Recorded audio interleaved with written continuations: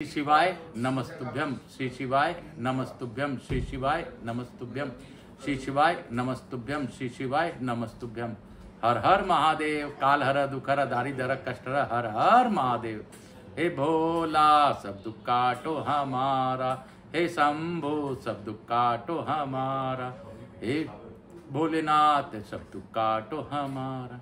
काल हर दुखर दारिद्र कष्ट हर हर महादेव। आज दिनांक 2 मई 2024 दिन गुरुवार सांध्यकालीन कथा में, ऑनलाइन कथा में आप सबों का अभिनंदन है, स्वागत है। मैं प्रथम पूज्य देव गणपति गणेश जी महाराज का आह्वान करता हूं, उनसे प्रार्थना करता हूं कि आप इस कथा स्थल पर पधार कर सभी आवाई समस्त देवी देवताओं को आने का मार्ग दें और कथा श्रवण कर हमें आशीर्वाद प्रदान करें। मैं यहाँ के स्थान देवता, वास्तु देवता, ग्राम देवता, क्षेत्रपाल देवता, समस्त देवी देवता, हम मेरे कुल देवी के सरस्वती माता तथा इस ऑनलाइन श्रवण करने वाले के कुल देवी के देवता सभी को मैं आह्वान करता हूँ इस कथा स्थल पर पधार कर इस शिव महापुराण के अद्भुत कथा श्रवण करने का विनती करता हूँ। आप इस कथा स्थल में पधार कर कथा श्रवण कर हम सबों को आशीर्वाद प्रदान करें। मैं अपने भोलेनाथ और मैया पार्वती से अनुरोध करता हूँ कि हे मैया, हे भोलेनाथ, आप इस कथा स्थल पर आकर विराजमान होइए और इस कथा स्थल पर आप विराजमान रहकर इस कथा का श्रवण कर हम सबों को अनुग्रहित कीजिए। हे बाबा, आप ही हैं जो इस संसार रूपी माया को चला रहे हैं, नहीं तो मेरे में कोई क्षमता नहीं है। हे बाबा, मैं आपके ही निर्देशानुसार यह शिव महापुराण का ग्रंथ पढ़ पा रहा हूँ। आप अपना अखंड आशीर्वाद हम सबों पर बनाए रखिए। विश्व का कल्याण कीजिए। मेरे व्यवसायियों पर अपनी विशेष कृपा बनाए रखिए, मुझसे जुड़े मेरे लोगों पर और इस ऑनलाइन कथा श्रवण करने वाले सभी लोगों पर उनके कष्टों का हरण करने के लिए कृपा कर दीजिए महादेव। मैं ऐसा भाव रखता हुआ आपसे विनती करता हूँ। मैं तो क्या आपसे मांग सकूं, मैं तो सबके लिए ही मांगता हूं बाबा। सबका कल्याण कीजिए, विश्व का कल्याण कीजिए और जो भी अपने दुख दर्द आपके समक्ष रखें उनका भी निरूपण कर दीजिए। हे महादेव, मैं आज आपकी एक अद्भुत कथा अपने दर्शकों को बताना चाहता हूं, इसके लिए मुझे आज्ञा दीजिए। महादेव, लोग कहते हैं कि बाबा हैं कि नहीं, लोगों को शंका है, लेकिन आज से करीब 50-60 साल पहले की मैं एक घटना मुझे स्मरण हो आई, तो मेरे ससुराल पक्ष की एक घटना मैं आज बताने जा रहा हूं, जो कि बहुत ही लोग को विश्वास हो जाएगा कि बाबा इस पृथ्वी पर है। मेरे ससुराल में, मेरे मामा ससुर के परिवार में मेरे पत्नी के नाना जी का कोई संतान नहीं थी। वह बहुत ही परेशान थे, सभी उपायों को करके वह थक गए थे। लास्ट में उन लोगों ने मेरे पत्नी के नाना नानी ने जाके बासुकीनाथ जी में धरना दिया। धरना भी ऐसा वैसा नहीं, 24 घंटा उस मंदिर परिसर में ही सोते थे, उठते थे, बैठते थे, खाते थे, रहते थे और बाबा का नाम स्मरण कर बाबा से प्रार्थना करते रहते थे। इस कई महीने, कई दिन बीत गए, लगभग साल बीत गया, लेकिन उनकी सुनवाई बाबा तुरंत नहीं किए। लेकिन वो लोग अडिग रहे, यहाँ तक कि उनको वहाँ मंदिर में रहने भी नहीं दिया जाता था। लेकिन वो लोग किसी तरह अनुनय विनय कर उस मंदिर में रात्रि में विश्राम करते थे। मंदिर में धरना देने के कारण बाबा की अद्भुत कथा, अद्भुत बात उन लोगों के साथ घटना घटी। बाबा साक्षात दर्शन दिए, वो रूप जो मैंने सुना है कि बाबा ने अपने श्वेत वन का दर्शन कराया। मेरे पत्नी के नाना जी यानी मेरे नाना ससुर को बाबा का दर्शन नहीं हो रहा था, सिर्फ अद्भुत रोशनी ही दर्शन में मिल रहा था। उस दो रोशनी के अंदर में उनको कुछ भी दिखाई नहीं पड़ रहा था। वह चकित थे, समझ कुछ नहीं पा रहे थे। वह बार बार भोलेनाथ को ही याद कर रहे थे। बाबा भोलेनाथ का याद करने से, बाबा का नाम लेने से बाबा को मजबूर होकर उनको ज्ञान छजू देना पड़ा, और उनके ज्ञान छजू देने के कारण उनको बाबा दिखलाई देने लगे। जब बाबा उनको दिखलाई देने लगे तो बाबा ने कहा कि हे वत्स, तुमने बहुत ही कठोर धरना दिया है मेरे पास, तुमने चूंकि मेरे पास धरना दिया है और तुम्हारी इच्छा पूर्ण होगी, जा तुझे पुत्र रत्नों की प्राप्ति होगी। उसके बाद 9 महीना के बाद में हमारी नानी सास को एक बालक उत्पन्न हुआ जिनका नाम शंकर ही रखा गया। वह शंकर अभी अद्भुत है, उनकी भी बातें। उनके बाद और पुत्र हुए, पुत्रियां भी हुई, लेकिन वह शंकर का अद्भुत बात यह है कि वह बाबा पर आज भी है और उन्होंने अपने चप्पल तक को त्याग रखा है। एक बार वह हरिद्वार में गंगा जी में डूब गए। लोगों ने यही जाना कि अब वह लौट के नहीं आएंगे, लेकिन पता नहीं वह कैसे लौट के आए, उनको भी याद नहीं।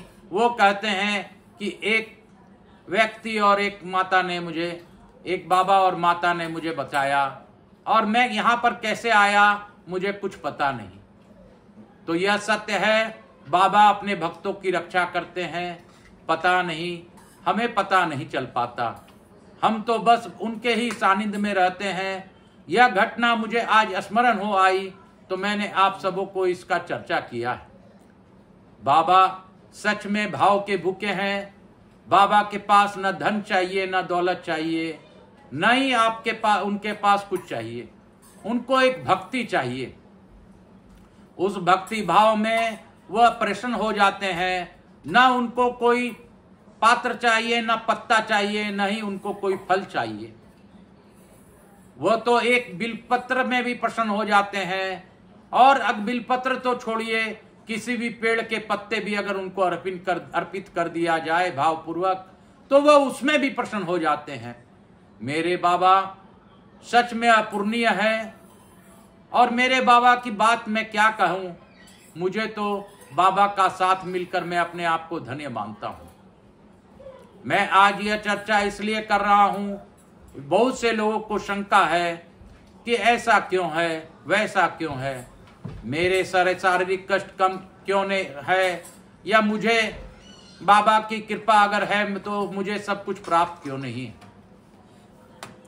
बाबा सबको प्रारब्ध के अनुसार तो देते ही हैं, लेकिन बाबा अपनी इच्छा से समय आने पर ही देते हैं। कष्टों का तारण वह करते ही हैं, लेकिन हमें दिखाई नहीं देता। हम तो बस अपने स्थूल रूप से देख सकते हैं, सूक्ष्म रूप की आंखें हमारे पास नहीं।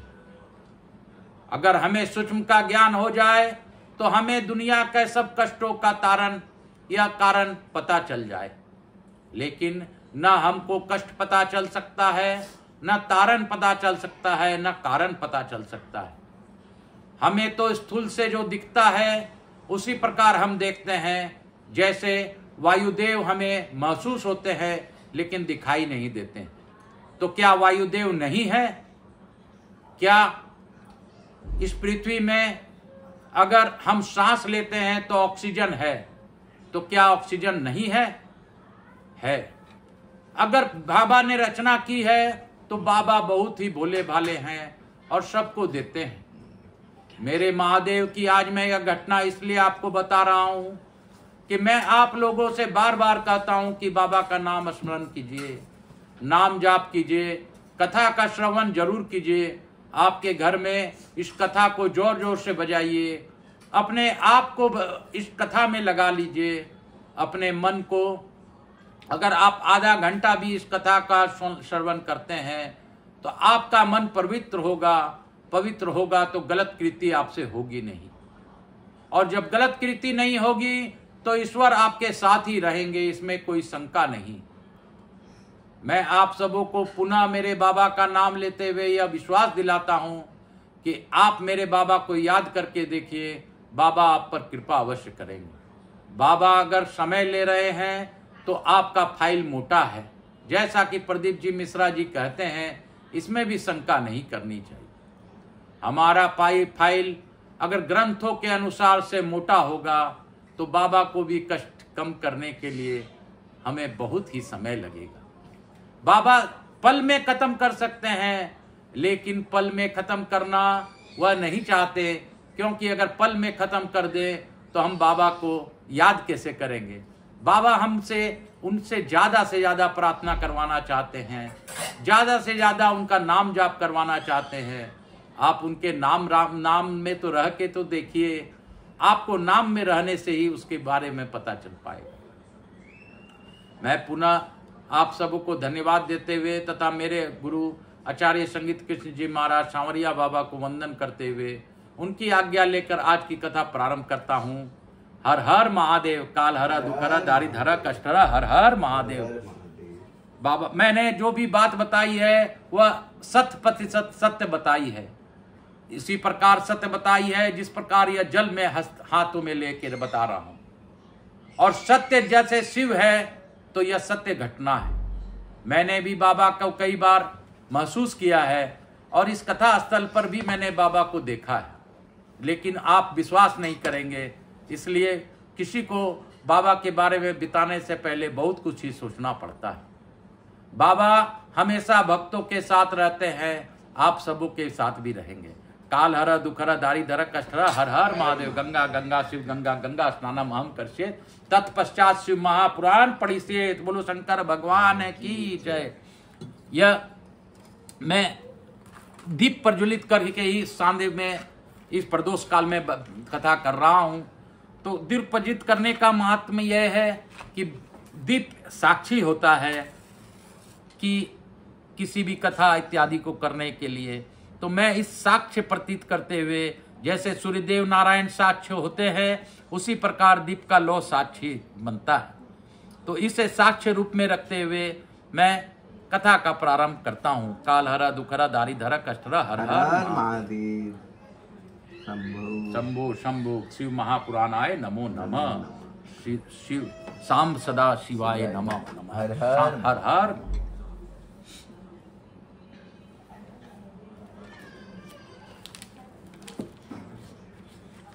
अर्थ 10वां अध्याय आया।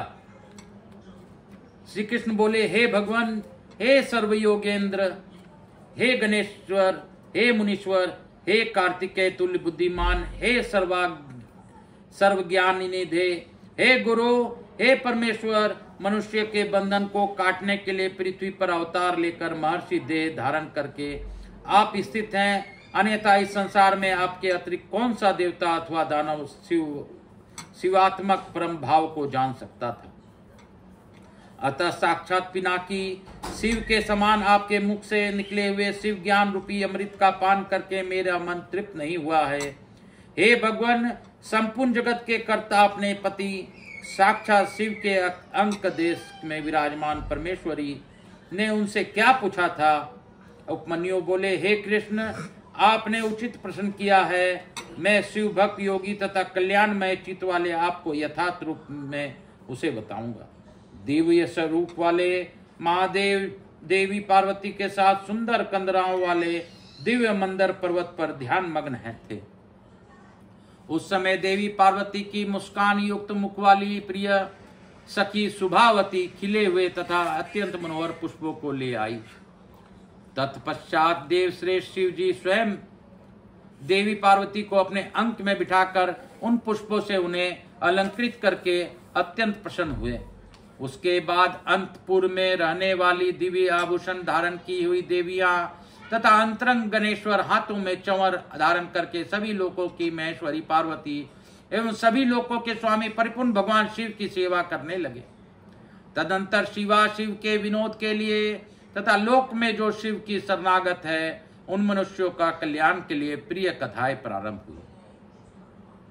उस समय अवसर देखकर सभी लोकों की स्वामिनी पार्वती ने अपने पति सर्वलोक महेश्वर से पूछा। देवी ने कहा, महादेव जी आत्म तत्व आदि के साधन में नहीं लगे हैं तथा जिनका अंतकरण पवित्र एवं वशीभूत नहीं है, ऐसे मंदमती मर्त्य लोकवासी जीवात्माओं के वश में आप किस उपाय से हो सकते हैं। महादेव जी बोले, देवी, यदि साधक के मन में श्रद्धा भक्ति न हो तो पूजन कर्म तपस्या, जप, आसन आदि ज्ञान तथा अन्य साधनों से भी मैं उसके वशीभूत नहीं होता हूँ। यदि मनुष्यों की मुझ में श्रद्धा हो तो जिस किसी भी हेतु से मैं उसके वश में हो जाता हूँ, फिर तो वो मेरे दर्शन, स्पर्श, पूजन में मेरे साथ संभाषण भी कर सकता है। अतः जो मुझे वश में करना चाहे उसे पहले मेरे प्रति श्रद्धा करनी चाहिए। श्रद्धा की सर्वधर्म का हेतु है और वही इस लोक में वर्णाश्रमी पुरुषों की रक्षा करने वाली है। जो मानव अपने वर्णाश्रम धर्म के पालन में लगा रहता है उसी को मुझसे में श्रद्धा होती है, दूसरे को नहीं। वर्णाश्रमी पुरुष के संपूर्ण धर्म वेदों में से सिद्ध है। पूर्व काल में ब्रह्मा जी ने मेरे ही आज्ञा लेकर उनका वर्णन किया था। ब्रह्मा जी का बताया हुआ वह धर्म अधिक धन के द्वारा साध्य है तथा अनेक प्रकार के क्रियाकलाप से युक्त होता है। उसमें मिलने वाला अधिकांश फल अक्षय नहीं है तथा उसे धर्म के अनुष्ठान में अनेक प्रकार से क्लेश और अभ्यास उठाने पड़ते हैं। उस महान धर्म से परम दुर्लभ श्रद्धा को पाकर जो वर्णाश्रमी मनुष्य अन्य भाव से मेरी शरण में आ जाता है उसे सुखद मार्ग से धर्म, अर्थ, काम और मोक्ष प्राप्त होते हैं। वर्णाश्रमी संबंधी आचार की सृष्टि मैंने ही बारंबार की है। उसी में भक्ति भाव रखकर जो मेरे हो गए हैं उन्हीं वर्णाश्रमियों को मेरी उपासना में अधिकार है, दूसरे का नहीं। यह मेरी निश्चित आज्ञा है। मेरी आज्ञा के अनुसार धर्म मार्ग से चलने वाले वर्णाश्रमी पुरुष मेरे शरण में आ मेरे कृपा प्रसाद से मल और माया आदि पासों से मुक्त हो जाते हैं तथा मेरा पुनरावृत्ति रहित धाम में से मैं पहुंचकर मेरे उत्तम साधमय प्राप्त करके परमानंद में निमग्न हो जाते हैं। इसलिए मेरे बताए हुए वर्ण धर्म को पाकर अथवा न पाकर भी जो मेरे शरण ले मेरे भक्ति में बन जाता है वह स्वयं ही अपनी आत्मा का उद्धार कर लेता है। यह कोटि कोटि गुना अधिक उपलब्ध लाभ है। अतः मेरे मुख से प्रतिपादित वर्ण धर्म का पालन अवश्य करना चाहिए। हे सुबह, हे आर्य, हे योगाचारी के बहाने से मेरे हजारों अवतार तथा संततियां तथा मनवंतरों में होते हैं। हे सर्वश्रेष्ठवर, योगी निष्ठा शून्य, अशुद्ध बुद्धि वाले तथा भक्ति रहित लोगों को मेरे अवतार परंपरा का ज्ञान दुर्लभ होता है। अतः प्रयत्न पूर्वक वर्णाश्रमोचित आचार का आश्रय ग्रहण करना चाहिए। जो मोक्ष मार्ग से विलय होकर दूसरे किसी वस्तु के लिए श्रम करता है उसके लिए वही सबसे बड़ी हानि है, वही बड़ी भारी त्रुटि है, वही मोह है और वही अंधता एवं मुक्ता है। देवेश्वरी, मेरी जो सनातन धर्म है वह 4 चरणों से युक्त बताया गया है। उन चरणों के नाम हैं क्रिया, ज्ञान, क्रिया, चर्या और योग। पशुपास और पति का ज्ञान ही ज्ञान कहलाता है। गुरु के अधीन जो विधि पूर्वक षड्धवशोधन का कार्य होता है उसे क्रिया कहते हैं। मेरे द्वारा विहित वर्णाश्रम युक्त जो मेरे पूजन आदि धर्म है उनके आचरण का नाम चर्या है। मेरे बताए हुए मार्ग ही मुझसे सुस्थिर भाव में चित्त लगाने वाले साधक के द्वारा जो अंतकरण की अनिवृत्तियों का निरोध किया जाता है उसी को योग कहते हैं। देवी चित्त को निर्मल एवं प्रसन्न बनाना अश्वमेध यज्ञों के समूह से भी श्रेष्ठ है, क्योंकि वह मुक्ति देने वाला है। विषय योग भोग की इच्छा रखने वाले लोगों के लिए यह मन प्रसाद दुर्लभ है। जिसने यम और नियम के द्वारा इंद्रिय समुदाय पर विजय प्राप्त कर लिया है उस विरक्त पुरुष के लिए ही योग को सुलभ बताया गया।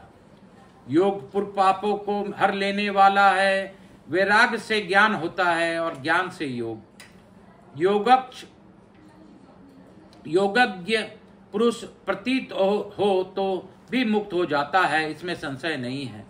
सब प्राणियों पर दया करनी चाहिए। सदा अहिंसा धर्म का पालन सबके लिए उचित है। ज्ञान का संग्रह भी आवश्यक है। सत्य बोलना, चोरी से दूर रहना, ईश्वर और परलोक पर विश्वास रखना, मुझ में श्रद्धा करना, इंद्रियों को संयम में रखना, वेद शास्त्रों का पढ़ना पढ़ाना, यज्ञ करना कराना, मेरे चिंतन करना, ईश्वर के प्रति अनुराग रखना और सदा ज्ञानशील होना ब्राह्मण के लिए नितांत आवश्यक है। जो ब्राह्मण ज्ञान योग की सिद्धि के लिए सदा इस प्रकार उपयुक्त धर्मों का पालन करता है, वह शीघ्र ही विज्ञान पाकर योग को भी सिद्ध कर लेता है। प्रिय ज्ञानी पुरुष ज्ञान अग्नि के द्वारा इस कर्म में शरीर को क्षण भर में दग्ध करके मेरे प्रसाद से योग का ज्ञाता होकर कर्म बंधन से छुटकारा पा जाता है।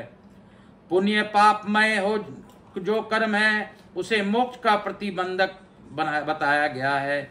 इसलिए योग पुरुष योग के द्वारा पुण्य का परित्याग कर दे। फल की कामना से प्रेरित होकर कर्म करने से ही मनुष्य बंधन में पड़ता है। केवल कर्म करने मात्र से नहीं, अतः कर्म के फल को त्याग देना चाहिए। प्रिय पहले कर्म में यज्ञ द्वारा बाहर मेरी पूजा करके फिर ये ज्ञान योग में तत्पर हो साधक योग का अभ्यास करे। कर्म यज्ञ से मेरे यथार्थ स्वरूप का बोध प्राप्त हो जाने पर जीव योग युक्त हो मेरे यजन से विरक्त हो जाते हैं। इस समय वे मिट्टी, पत्थर और सुवर्ण में भी समभाव रखते हैं। जो मेरा भक्त नित्य युक्त एवं एकाग्रचित्त हो ज्ञान योग में तत्पर रहता है, वह मुनियों में श्रेष्ठ एवं योगी होकर मेरे सायुज प्राप्त कर लेता है। जो वर्णाश्रमी पुरुष मन से विरक्त नहीं है, वे मेरा आश्रय ले ज्ञानचर्या और क्रिया इन तीनों में से परिवर्त होने के अधिकारी हैं। वे केवल उन्हीं के अनुष्ठान को योग्यता रखते हैं। मेरा पूजन दो प्रकार के बाम और अभ्यंतर, इसी तरह मन, वाणी और शरीर, इन त्रिविध साधनों के भेद से मेरा भजन तीन प्रकार का माना गया है। तप, कर्म, जप, ध्यान और ज्ञान ये मेरे भजन के 5 स्वरूप हैं। अतः साधु पुरुष उस 5 प्रकार का भी कहते हैं। मूर्ति आदि में जो मेरा पूजन आदि होता है, जिसे दूसरे लोग जान लेते हैं, वह ब्रह्म पूजन या भजन कहा गया है।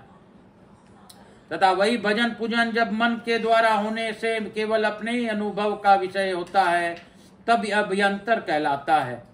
मुझ में लगा हुआ चित्त ही मन कहलाता है। सामान्यतः मन मात्र को यहाँ मन नहीं कहा गया है। इसी तरह जो वाणी मेरे नाम के जप और कीर्तन में लगी हुई है, वह वाणी कहलाने योग्य है, दूसरे नहीं। तथा जो मेरे शास्त्र में बताए हुए त्रिपुंड आदि चिन्हों से अंकित है और निरंतर मेरा सेवा पूजा में लगा हुआ है, वह शरीर है, दूसरा नहीं। मेरा पूजा का ही कर्म जानना चाहिए। बाहर जो यज्ञ आदि किए जाते हैं उन्हें कर्म नहीं कहा गया है। मेरे लिए शरीर को सुखाना ही तप है, कृच्छ, चंद्रायन आदि का अनुष्ठान नहीं। पांचाक्षर मंत्र की आवृत्ति, प्रणव का अभ्यास तथा रुद्राध्याय आदि का बारंबार पाठ ही यहाँ जप कहा गया है।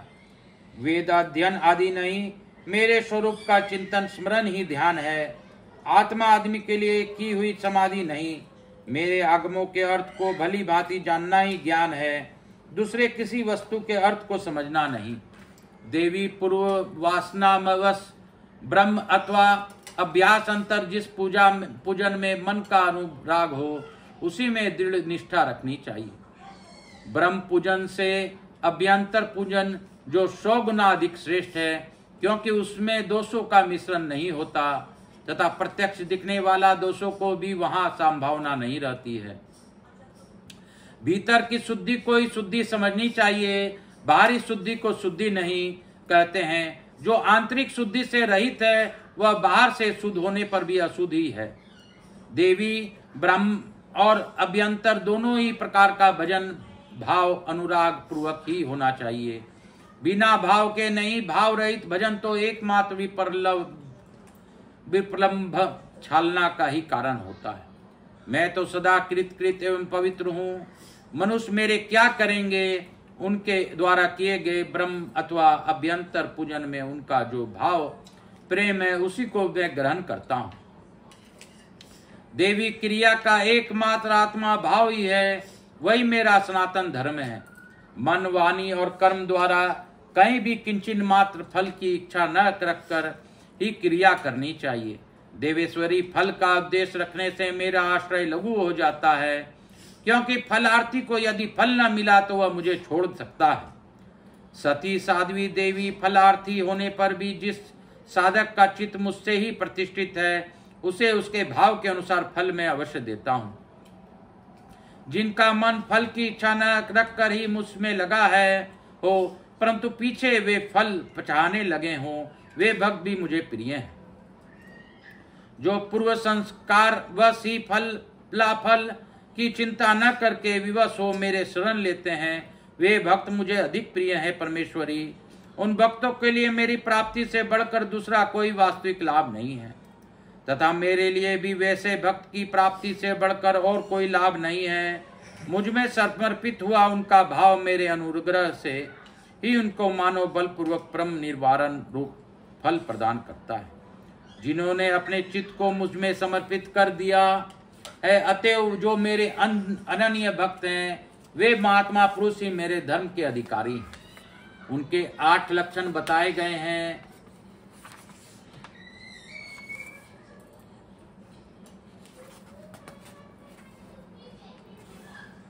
उनके 8 लक्षण बताए गए हैं। मेरे भक्तजनों के प्रति स्नेह, मेरी पूजा का अनुमोदन, स्वयं को भी मेरी पूजन में प्रवृत्ति, मेरे लिए ही शारीरिक चेष्टा का होना, मेरा कथा सुनने में भक्ति भाव, कथा सुनते समय स्वर, नेत्र और अंगों में विकार का होना, बारंबार मेरी स्मृति और सदा मेरे आश्रित रहकर ही जीवन निर्वाह करना, ये 8 प्रकार के चिन्ह हैं। यदि किसी मलेच्छ में भी हो तो वह विप्र शिरोमणि श्री मुनि है, वह सन्यासी है और वही पंडित है। जो मेरा भक्त नहीं है वह चारों वेदों का विद्वान हो तो भी मुझे प्रिय नहीं है, परंतु जो मेरा भक्त है वह चंडाल हो तो भी प्रिय है। उसे उपहार देना चाहिए, उससे प्रसाद ग्रहण करना चाहिए, तथा वह मेरे समान ही पूजनीय है। जो भक्ति भाव से मुझे पत्र, पुष्प, फल अथवा जल समर्पित करता है, उसके लिए मैं अदृश्य नहीं होता हूँ और वह मेरी भी दृष्टि से कभी अझोल नहीं होता है। इस प्रकार से शिव महापुराण अंतर्गत 7वीं वायव्य संहिता के उत्तरखंड में शिव भक्ति वर्णन नामक 10वां अध्याय पूर्ण हुआ।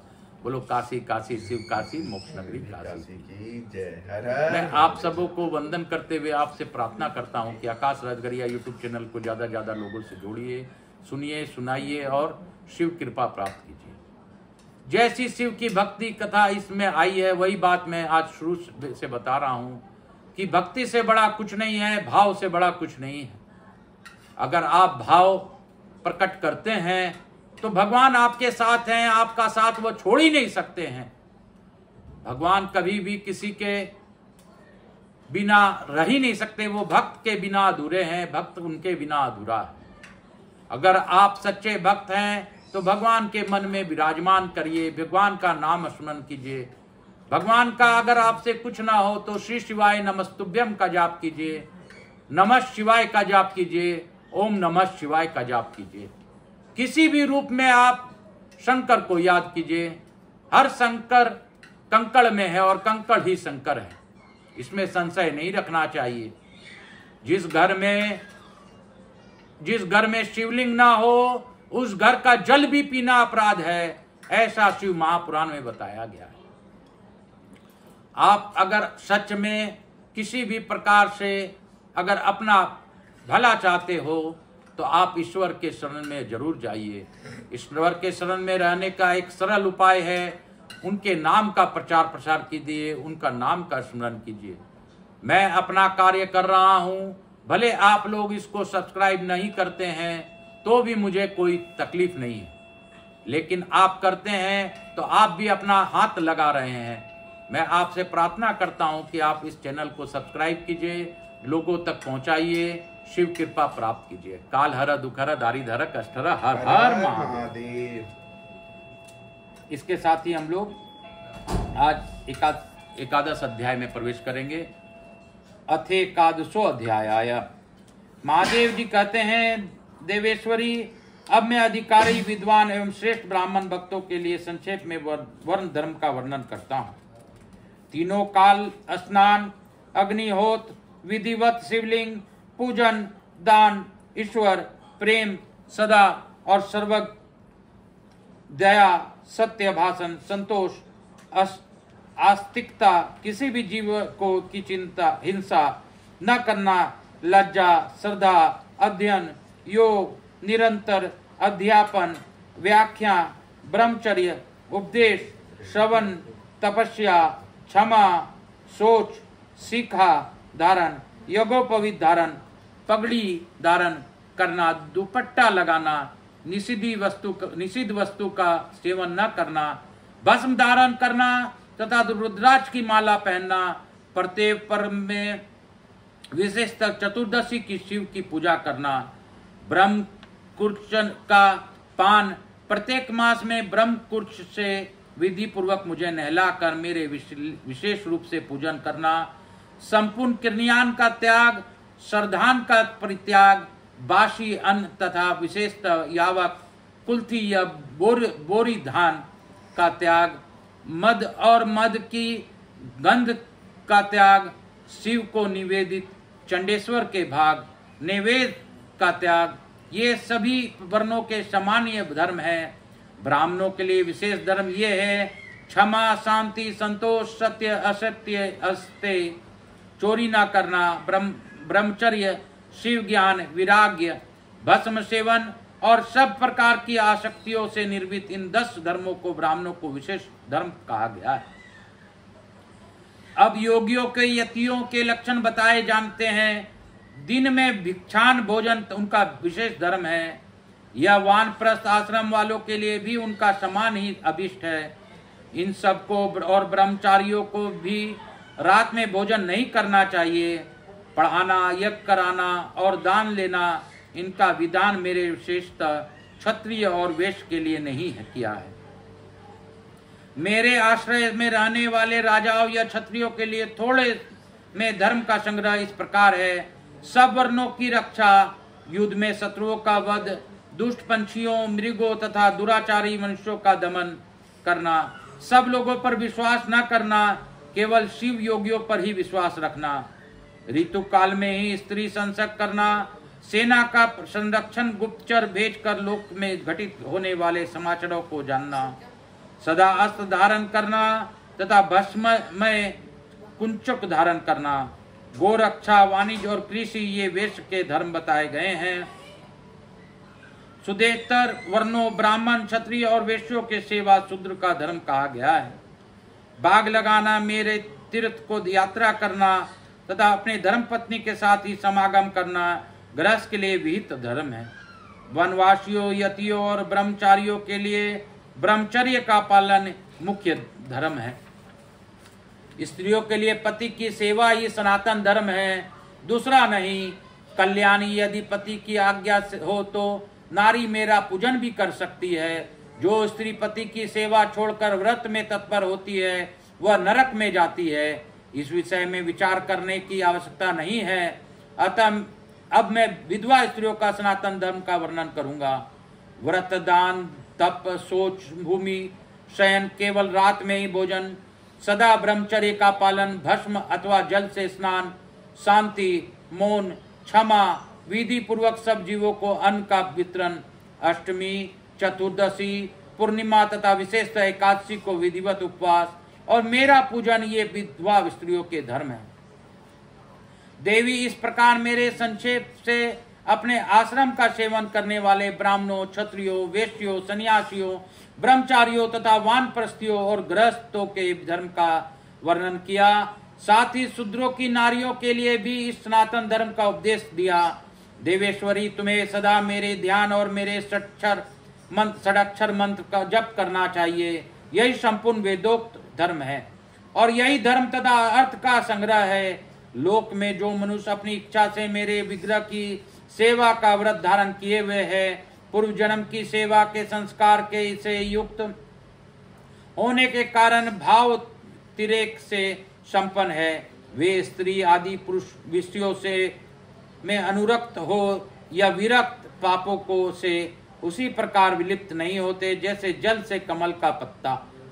मेरे प्रसाद से विशुद्ध हुए उन विवेक की पुरुषों को मेरे स्वरूप का ज्ञान हो जाता है। फिर उनके लिए कर्तव्य का विधि निवेश नहीं रह जाता। ऐसी दशा में आश्रमोचित धर्मों का अनुपालन भी उनके लिए परपंच वर्त दुख रूप ही होता है। समाधि तथा शरणागति भी आवश्यक नहीं रहती। जैसे मेरे लिए कोई विधि निषेध नहीं है, वैसे ही उनके लिए भी नहीं है। परिपूर्ण होने के कारण जैसे मेरे लिए कुछ साध्य नहीं है, निश्चय ही उसी प्रकार उन कृत्य योगी जनों के लिए ही भी कोई कर्तव्य नहीं रह जाता है। वे मेरे भक्तों के हित के लिए मन भाव का आश्रय लेकर भूतल पर स्थित हैं। उन्हें रुद्रलोक से परिभीष्ट अर्थात अवितीर्ण रुद्र ही समझना चाहिए, इसमें संशय नहीं है। जैसे मेरी आज्ञा ब्रह्मा आदि देवताओं को कार्य के लिए प्रवृत्त करने वाली है, उसी प्रकार उन शिव योगियों की आज्ञा भी अन्य मनुष्यों के कर्तव्य कर्म में लगने वाली है।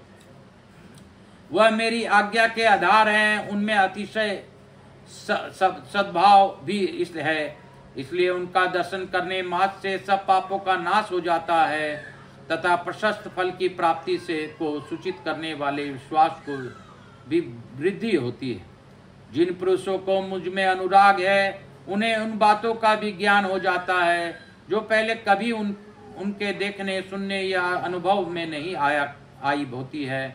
उनमें अकस्मात कंप, स्वेद, अश्रुपात, कंठ में सर्वो विकार तथा आनंद आदि भावों का बारंबार उदय होने लगता है। वे सब लक्षण उनमें कभी एक एक करके अलग अलग प्रकट होते हैं और कभी संपूर्ण भावों का एक ही साथ उदय होने लगता है। कभी विलग न होने वाले इन मंद, मध्यम और उत्तम भावों द्वारा उन श्रेष्ठ सत्पुरुषों की पहचान करनी चाहिए। जैसे जब लोहा आग में तप कर लाल हो जाता है, तब केवल लोहा नहीं रह जाता, उसी तरह मेरा सानिध्य प्राप्त होने से वे केवल मनुष्य नहीं रह जाते, मेरा स्वभाव हो जाते हैं। हाथ पैर आदि के संदर्भ में से मानव शरीर धारण करने पर भी वे वास्तव में रुद्र हैं। उन्हें प्राकृतिक मनुष्य समझकर विद्वान पुरुष उनकी अवहेलना न करें। जो मूढ़चित मानव उनके प्रति अवहेलना करते हैं, वे अपनी आयु, लक्ष्मी, कुल और शील को त्याग कर नरक में गिरते हैं। मुझसे अतिरिक्त किसी अन्य की चाह न रखने वाले जीवन मुक्त महामाना शिव योगियों के लिए ब्रह्मा, विष्णु तथा इंद्र का पद भी तुच्छ होता है। गुणों के संबंध से उत्पन्न होने वाली बुद्धि लब्ध प्राकृतिक जीवात्मा समद्वी ऐश्वर्य अशुद्ध है। अतएव गुणान्वित पद की प्राप्ति की इच्छा वाले गुणेश्वरों को उनकी त्याग देना चाहिए। अथवा बहुत कहने से क्या लाभ, जिस किसी भी उपाय से मुझसे चित लगाना कल्याण के प्राप्ति का एकमात्र साधन है। उपमन्यु कहते हैं, इस प्रकार परमात्मा श्रीकंठ नाथ शिव ने तीनों लोकों के हित के लिए ज्ञान के सारभूत अर्थ का संग्रह प्रकट किया है। संपूर्ण वेद, शास्त्र, इतिहास, पुराण और विद्याएं इस विज्ञान संग्रह को ही विस्तृत व्याख्या है। ज्ञान, ज्ञेय, अनुष्ठेय, अधिकार, साधन और साध्य, इन 6 अर्थों का ही यह संक्षिप्त संग्रह बताया गया। गुरु के माध्यम से प्राप्त हुआ ज्ञान ही विस्तृत ज्ञान है। पशु, पास आदि पत्ति यह जानने योग्य विषय है। लिंगार्चन आदि अनुष्ठेय कर्म है तथा जो शिव भक्त है वही यहाँ अधिकारी कहा गया है। इस शास्त्र में शिव मंत्र आदि साधन कहे गए हैं तथा शिव के साथ अभिन्नता साध्य है। ज्ञान, ज्ञेय आदि इन 6 विषयों के ज्ञान से सर्वज्ञाता को प्राप्ति हो जाती है, ऐसा शास्त्रों में कहा जाता है। अपने वैभव के अनुसार भक्ति पूर्वक कर्म, यज्ञ आदि के द्वारा भगवान शिव की ब्रह्म पूजा करने के पश्चात अंतर्याग्र में निरत होने चाहिए। पूर्व में किए गए महान पुण्यों में के कारण जिस महात्मा की बहिर्याग में विशेष अनुरक्ति हो चुकी है, उसके लिए कोई भी ब्रह्म कर्तव्य शेष नहीं रहता। श्री कृष्ण जो शिव और शिवा संबंधी ज्ञान अमृत से तृप्त है और उनकी भक्ति से संपन्न है, उसके लिए बाहर भीतर कुछ भी कर्तव्य शेष नहीं है। इसलिए क्रमशः ब्रह्म और अभ्यंतर कर्म को त्याग कर ज्ञान से गए का साक्षात्कार करके फिर उस साधनभूत ज्ञान को भी त्याग दे। यदि चित्त शिव में एकाग्र नहीं है तो कर्म करने से भी क्या लाभ, और यदि चित्त एकाग्र ही है तो कर्म करने की भी क्या आवश्यकता है।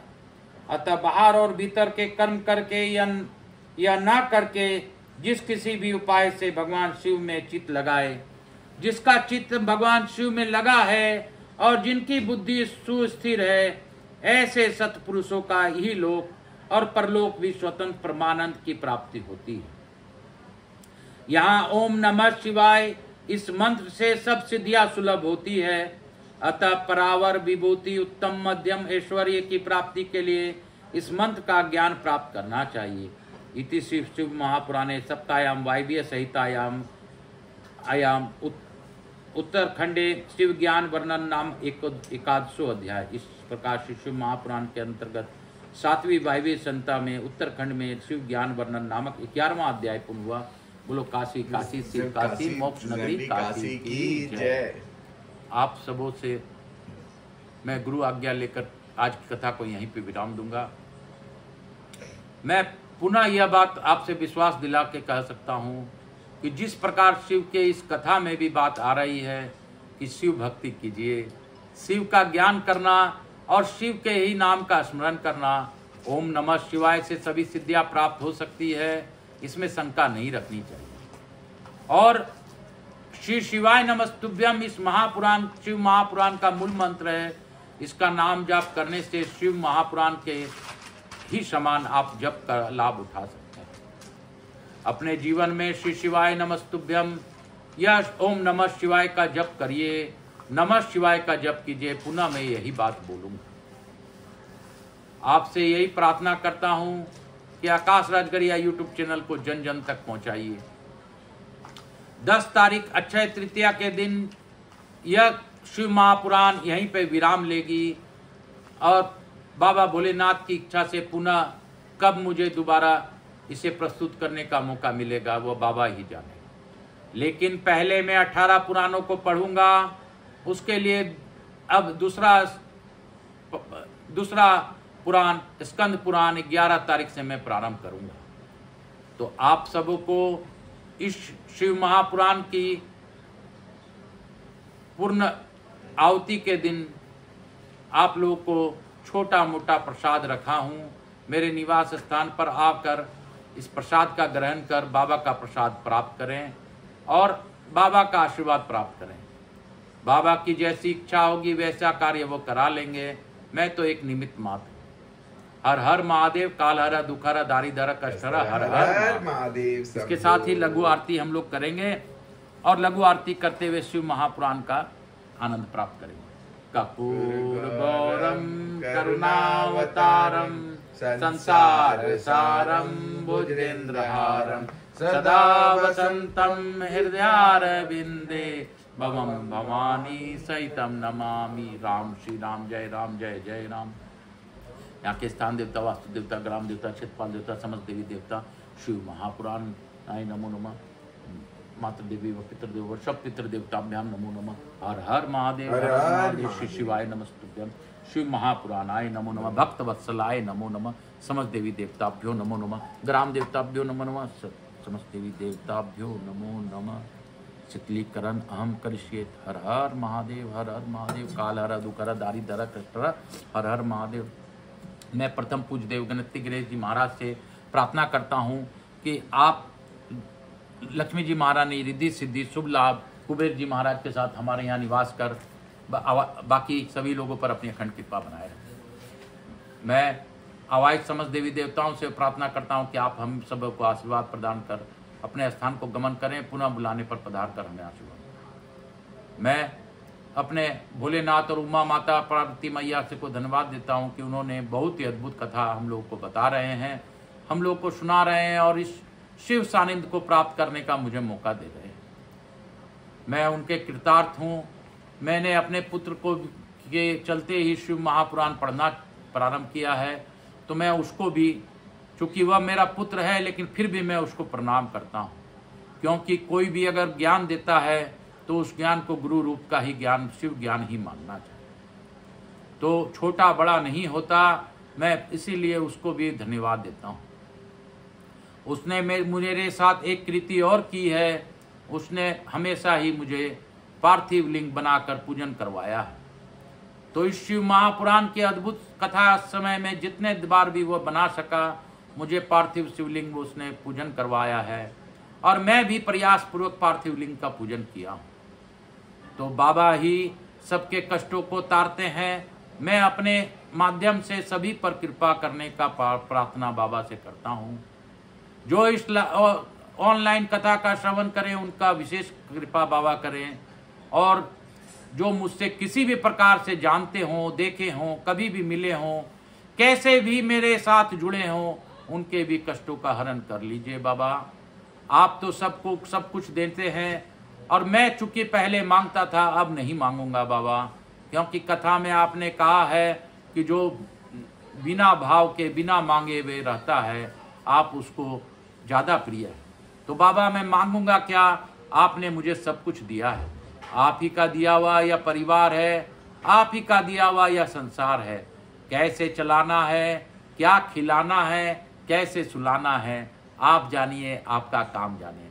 मैं तो बस आपके शरण में हूँ, शरण में रहूँगा। 18 पुराणों को पढ़कर, आपके इस YouTube चैनल को छोड़कर मैं इस संसार में धर्म प्रचार का कार्य करूँगा।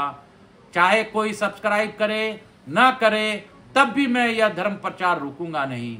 और धर्म का प्रचार मेरा लक्ष्य है, वो मैं अपने लक्ष्य पर ही अडिग रहूंगा। काल हर, दुख हर, दारिद्र हर, कष्ट हर, हर हर महादेव। शंभु शंभु।